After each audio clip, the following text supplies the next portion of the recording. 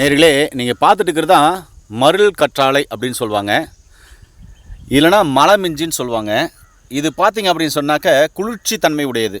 காடுகளில் பார்த்தீங்கன்னாக்கா நிறைய விலங்குகள் இந்த கிழங்கை நோண்டி சாப்பிடும். இல்லைனா அதோட குணையை, அந்த குணைன்னு சொல்லுவாங்களா, இது மாதிரி குணை இதெல்லாம் கட் பண்ணி சாப்பிடும்.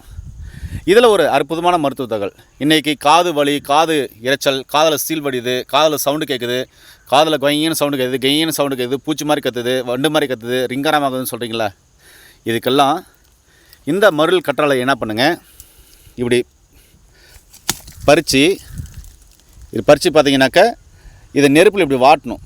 வாட்டி பிழிஞ்சிங்கன்னா சாறு வரும். இது அப்படியே பிழிஞ்சிங்கன்னா சாறு வராது. நெருப்பில் வாட்டி பிழிஞ்சிங்கன்னா சாறு வரும்.